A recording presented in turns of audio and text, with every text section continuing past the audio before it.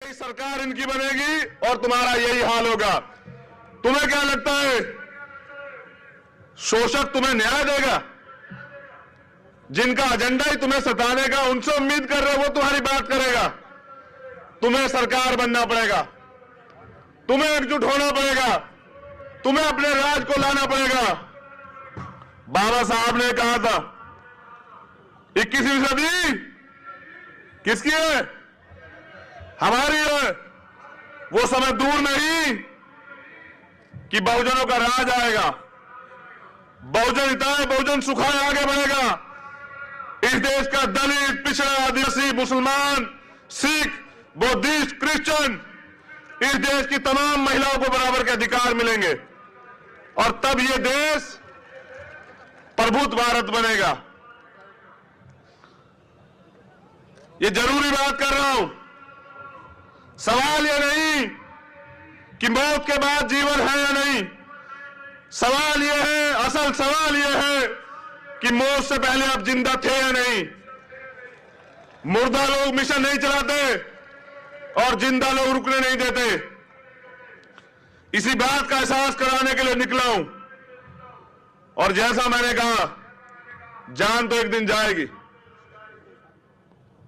अब ये मुझे तय कर रहा है कि गुलाम बनके जीऊंगा या आजाद जीऊंगा। जो आंदोलन कर रहे हैं सड़क पर और पूरी दुनिया को दिखा रहे हैं कि लोकतंत्र किसे कहते हैं। सलाम करता हूं तमाम बहनों को, उन भाइयों को जिन्होंने पिछले 2 महीने से सड़क का रास्ता इख्तियार किया है और बताया कि आंदोलन किसे कहते हैं।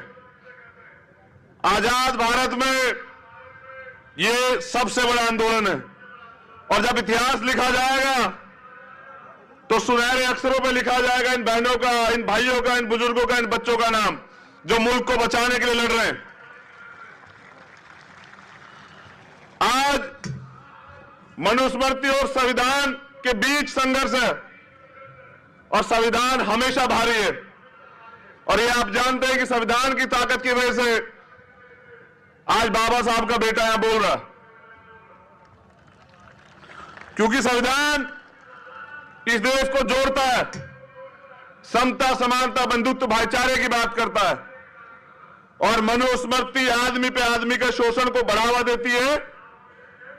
तो इस देश में राज तो चलेगा, लेकिन चलेगा इसका।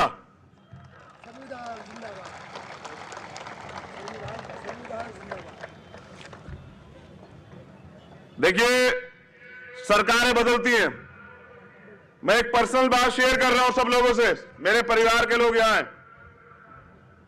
सरकारें बदलती हैं, सोच नहीं बदलती। हमारी वोट सबको चाहिए, बहुजनों की। हमारी आवाज नहीं बर्दाश्त करेंगे, हमारे मुद्दों पे बात नहीं करेंगे।